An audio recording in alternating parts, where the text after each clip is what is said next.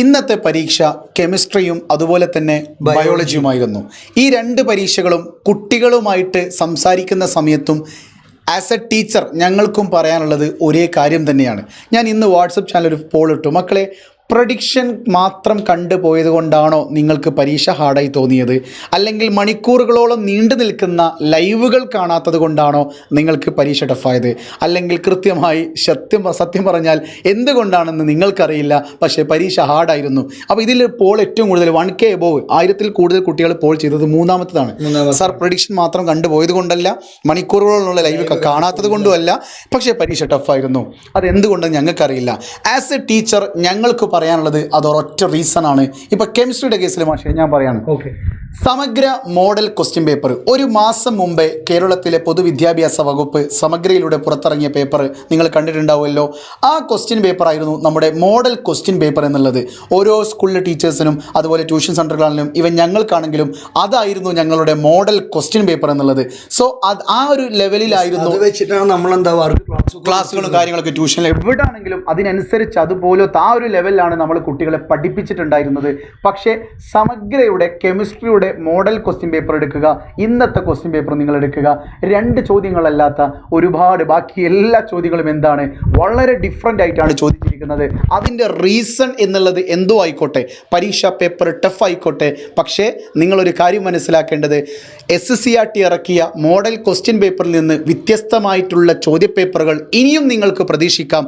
അതുകൊണ്ട് വളരെ സിമ്പിളായിട്ട് പറയാം, ഒരു കാര്യം പറയുകയാണെങ്കിൽ ബയോളജി ന്യൂറോൺ വരെയാണ് എന്തുള്ളത് സമഗ്രന്റെ മോഡൽ ക്വസ്റ്റ്യൻ പേപ്പറിലുള്ളൂ. ഓക്കെ, ഇപ്പൊ ഇന്നത്തെ സ്പൈനൽ കോഡ്, ബ്രെയിൻ, ആ ഭാഗത്തുനിന്നൊക്കെ ഉണ്ട്. അപ്പൊ ഇവർ ഈ ഒരു മോഡൽ ക്വസ്റ്റ്യൻ പേപ്പർ കുട്ടികൾ എന്താണ് ഈ ഒരു ചാപ്റ്റർ ആണോ? അല്ല, സെക്കൻഡ് ചാപ്റ്റർ ന്യൂറോണിന്റെ പാർട്സും കുറച്ചുള്ളൂ നമ്മുടെ സമഗ്രന്റെ മോഡൽ ക്വസ്റ്റ്യൻ പേപ്പറിൽ. ബ്രെയിൻ, സ്പൈനൽ കോഡിനൊക്കെ ചിത്രങ്ങൾ നമ്മുടെ ഇവിടെ ഉണ്ട്. അതായത് ഇവർ ഹൈലി ഫോക്കസ് ചെയ്ത ഏരിയയിൽ നിന്നല്ല കൂടുതലും വന്നിട്ടുള്ളത്. അതുമല്ല, ഏരിയക്ക് അവർക്ക് എക്സാമിന്റെ തലേന്ന് കുട്ടികൾ കോൺസെൻട്രേറ്റ് ചെയ്യുക. ഇപ്പൊ കെമിസ്ട്രിന്റെ കേസിലാണെങ്കിൽ ഐസോമറിസം, ഫങ്ഷണൽ ഗ്രൂപ്പ്, പിന്നെ റിയാക്ഷൻസ് കാണാതെ പഠിക്കുക, ഇതൊക്കെ അവർ ചെയ്യുക. പക്ഷെ ഇന്ന് ചോദിച്ചത് എൻ്റെ ഡിഫറൻ്റാ. അതായത് ഇവർക്ക് തെർമൽ ക്രാക്കിംഗ് ഇവരെ എപ്പോഴും കൂടുതൽ പഠിപ്പിക്കുക പ്രൊപ്പൈനും ബ്യൂട്ടൈനോ, പക്ഷെ ആ ബ്യൂട്ടൈനെ തന്നെ വേറൊരു രീതിയിലാണ് ചോദ്യം ചോദിച്ചത്. അപ്പൊ ചോദ്യങ്ങൾ ചെയ്യാൻ ഇപ്പൊ മ്യൂട്ടേഷൻ എങ്ങനെയാണ് വേരിയേഷന്, എവല്യൂഷന് കാരണമാവുക, പരിണാമത്തിന് കാരണമാവും, അങ്ങനെ ഓരോരോ കാര്യങ്ങൾ കുട്ടിയൊന്നും കുറച്ചുകൂടി ചിന്തിക്കേണ്ട ലെവലിലുള്ള ഒരു ക്വസ്റ്റ്യൻസ് ആണ് കൂടുതൽ എന്തായത് നമ്മൾ ഇന്നത്തെ പേപ്പറിൽ ഉണ്ടായിരുന്നു. അതായത് ഓൾറെഡി ഗവൺമെന്റ് പറഞ്ഞിട്ടുണ്ട് പക്ഷേ 50% പിന്നെ എന്തായത് മീഡിയാണ്, 30% ഈസിയാണ്, 20% ഹാർഡാണെന്ന്. അതിനൊത്ത പേപ്പറായിട്ടാണ് എനിക്ക് ഫീൽ ചെയ്തത്. കാര്യം അടിപൊളി ക്വസ്റ്റ്യൻ പേപ്പറാണ്, ഒരു രക്ഷയില്ല. ഞാനിപ്പോൾ ഈ കമ്മ്യൂണിറ്റി പോളിൽ പറഞ്ഞിട്ടുണ്ട് കൃത്യമായിട്ട്, എടാ ആസ് എ കെമിസ്ട്രി ടീച്ചർ ഇന്നത്തെ പരീക്ഷാ പേപ്പർ അടിപൊളിയാണ്. ഇന്നത്തെ പരീക്ഷാ പേപ്പറിൽ 26 മാർക്ക് നേടുന്ന ഒരു കുട്ടിക്ക് 10ാം ക്ലാസ്സിന്റെ പബ്ലിക് എക്സാമിന് A+ ലഭിച്ചിരിക്കുമെന്നുള്ളതാണ് ഞങ്ങളുടെ ഒരു ആവറേജ് മാർക്ക് എന്നുള്ളത്. ഒരു കട്ട് ഓഫ് ഇട്ട ഒരു മാർക്കാണ്.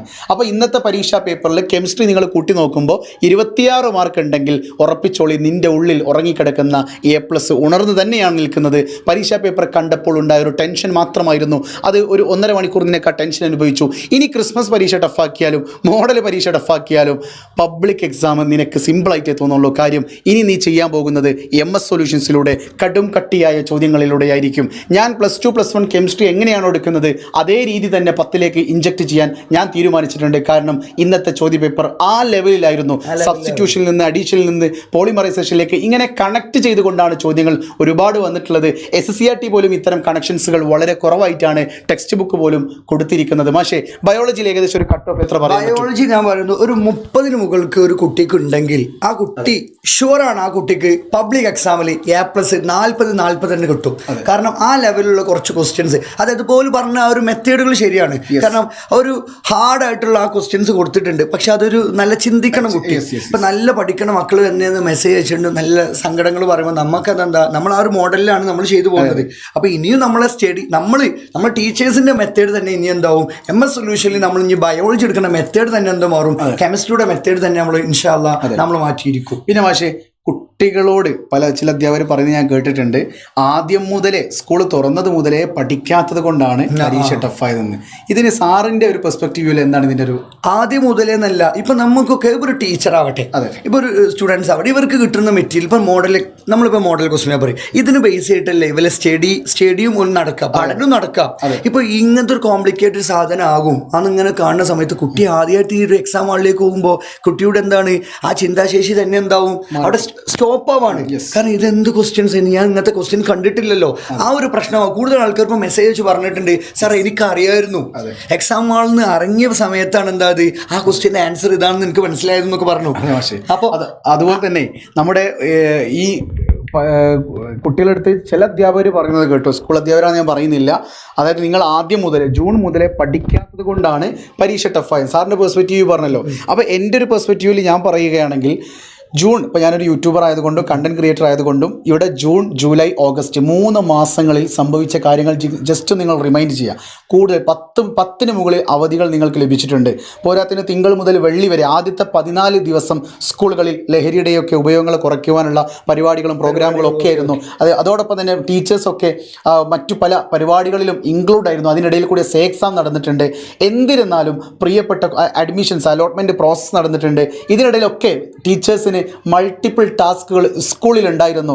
അങ്ങനെ വെച്ച് നോക്കുന്ന സമയത്ത് സത്യം പറഞ്ഞാൽ പഠിക്കാനുള്ള സമയം അത് വളരെ കുറവായിരുന്നു. സത്യം അതാണ്. അതുകൊണ്ട് തന്നെ ടീച്ചേഴ്സിന് ഒരു മാസം മുമ്പ് എന്ത് കിട്ടി? SCERTയുടെ മോഡൽ ക്വസ്റ്റ്യൻ പേപ്പർ കിട്ടി. നിങ്ങൾ ഈ രീതിയിൽ പഠിപ്പിക്കൂ എന്നാണ് മോഡൽ ക്വസ്റ്റ്യൻ പേപ്പർ കൊണ്ട് ഞങ്ങൾ വിലയിരുത്തുന്നത്. സോ ഞങ്ങൾ എന്ത് ചെയ്തു? അതിനനുസരിച്ച് ആ ലെവലിലുള്ള ചോദ്യങ്ങൾ എന്ത് ചെയ്തു? നിങ്ങളെ കൊണ്ട് വർക്കൗട്ട് ചെയ്യിപ്പിച്ചു. പക്ഷേ അതിനെയും ഡബിൾ ലെവലിലായിരുന്നു ഇന്നത്തെ പരീക്ഷാ പേപ്പറിൽ ചോദ്യങ്ങൾ വന്നിട്ടുള്ളത്. ഇത് നിങ്ങൾ പ്രഡിക്ഷൻ മാത്രം പഠിച്ചു പോയത് കൊണ്ടോ, മണിക്കൂറുകളോളം നീണ്ടു നിൽക്കുന്ന ലൈവുകൾ കാണാത്തത് കൊണ്ടോ, ആദ്യം മുതലേ പഠിക്കാത്തത് കൊണ്ടോ അല്ല. ആലോചിക്കുക നിങ്ങൾക്ക് എന്താണ് നിങ്ങളുടെ റീസൺ, നിങ്ങൾ പറഞ്ഞോളി. ഞാൻ പറയുന്നു, ഒന്ന്, SSCERTയുടെ മോഡൽ ക്വസ്റ്റ്യൻ പേപ്പറിൽ നിന്ന് വ്യത്യസ്തമായിട്ടാണ് ചോദ്യപേപ്പർ ഇന്ന് വന്നിരിക്കുന്നത്. 2, ആദ്യം മുതലേ പഠിക്കാനുള്ള സമയം നമുക്ക് കുറവായിരുന്നു. അതോടൊപ്പം ചാപ്റ്റേഴ്സിൻ്റെ എണ്ണം വളരെ കൂടുതലുമായിരുന്നു. ഓക്കെ, ബയോളജിക്ക് പറയുമ്പോൾ സാർ 2 ചാപ്റ്റർ അല്ലേ എന്നുള്ളതാണ് പെട്ടെന്ന് ചിന്തിക്കുക. പക്ഷേ 2x2 4 ചാപ്റ്റേഴ്സിന് തുല്യമാണത്. നിങ്ങൾ ആ ചാപ്റ്ററിൻ്റെ പേപ്പറിൻ്റെ എണ്ണം എടുത്ത് നോക്കടാ, ആ പേജിൻ്റെ എണ്ണം എടുത്ത് നോക്ക്. 6 ചാപ്റ്റർ ഈ വർഷം ടോട്ടൽ പഠിക്കാനുള്ളത്. പക്ഷേ ബയോളജി പഠിപ്പിക്കുന്ന ഏതൊരു ടീച്ചറും പറയുന്നു 6 അല്ല, അത് 8നും 10നും ഒക്കെ തുല്യമാണെന്ന് പറയുന്നുണ്ട്. സോ നിങ്ങളോട് എനിക്ക് ഒന്നേ പറയാനുള്ളൂ, മറ്റുള്ളവർ നിങ്ങളെ വിലയിരുത്തുന്നത് നിങ്ങൾ ഇപ്പം നോക്കണ്ട. ഇപ്പം നിങ്ങൾക്കൊരു മാർക്ക് ഉണ്ടാകും. അത് നിങ്ങളുടെ താഴ്ന്ന മാർക്കുമല്ല, ഉയർന്ന മാർക്കുമല്ല, നിങ്ങളെ ചിന്തിപ്പിക്കാനുള്ള പരീക്ഷയാണ്. ഇതൊരു പരീക്ഷണമാണ്. നിങ്ങൾ കഴിഞ്ഞ 3 മാസങ്ങളിൽ നിന്ന് എന്തെല്ലാം നേടി, നിങ്ങൾക്ക് അറിവ് പകർന്ന് തന്നവരിൽ നിന്ന് നിങ്ങൾ ആ അറിവ് എങ്ങനെയാണ് നിങ്ങൾ അക്സെപ്റ്റ് ചെയ്തത്, അതെങ്ങനെയാണ് നിങ്ങളൊരു പരീക്ഷാ പേപ്പറിലേക്ക് എഴുതിയെടുക്കുക. ഇതിൻ്റെ പേരാണ് ഓണപരീക്ഷ. അത് കഴിഞ്ഞു. ഇനി നിങ്ങളെ കാത്തിരിക്കുന്നത് ക്രിസ്മസ് പരീക്ഷയാണ്. കേവലം 2.5 മാസം മാത്രമേ നിങ്ങളുടെ മുന്നിലുള്ളൂ. ഈ 2.5 മാസത്തിൽ ഒക്ടോബർ 31 ഉള്ളിൽ നിങ്ങളെ കംപ്ലീറ്റ് ചാപ്റ്റേഴ്സും തീർത്ത് നവംബർ മാസം ഫുൾ ഈ ചാപ്റ്റേഴ്സിൻ്റെ റിവിഷൻ തന്ന് വിത്ത് യൂണിറ്റ് ടെസ്റ്റ് നടത്തിയിട്ട് ഡിസംബർ 1 മുതൽ 10 വരെ നിങ്ങളെ കൃത്യമായി മോഡൽ എക്സാം എഴുതിപ്പിച്ച് 11-ാം തീയതി നിങ്ങളെ ക്രിസ്മസ് എക്സാമിൻ്റെ ഹാളിലേക്ക് ഇരുത്തുന്ന ഒരു അടിപൊളിയായിട്ടുള്ള പ്ലാന് ഞങ്ങൾ തയ്യാറാക്കിയിട്ടുണ്ട്. ഇന്ന് നോക്കിക്കേ, ഇന്ന് 7 മണിക്ക് സ്പെഷ്യൽ SSLC സ്പെഷ്യൽ ബാച്ചിലേക്കുള്ള ഇതുമായി ബന്ധപ്പെട്ട ഒരു പക്ക എങ്ങോട്ടത് പോണ് യെസ് നോക്കിക്കേ, ഒരു ബിഗ് സർപ്രൈസുമായിട്ട് ഞങ്ങൾ വരുന്നുണ്ട്. ഇന്ന് രാത്രി 7:30 നേരെ വന്നോളി. എല്ലാ ടീച്ചേഴ്സും എൻ്റെ റെഡിയാണ്. സോ നിങ്ങൾക്ക് പരീക്ഷ എങ്ങനെ ഉണ്ടായിരുന്നു? ഞങ്ങൾ പറഞ്ഞത് ശരിയാണോ? SCERTയുടെ മോഡൽ ക്വസ്റ്റ്യൻ പേപ്പറിനേക്കാൾ വ്യത്യസ്തമായുള്ള ചോദ്യങ്ങളായിരുന്നു. നിങ്ങൾ എന്താവാ, നിങ്ങളുടെ ഫീഡ്ബാക്ക് കറക്റ്റ് ആയിട്ട് നിങ്ങൾ എന്താ കമന്റ് ചെയ്യാം. ഓക്കെ, അപ്പോൾ വീണ്ടും കാണാം. It's me MS from MS Solutions and it's me Junu from MS Solutions. എന്തിന് വേറെ സൊല്യൂഷൻ. ബൈ.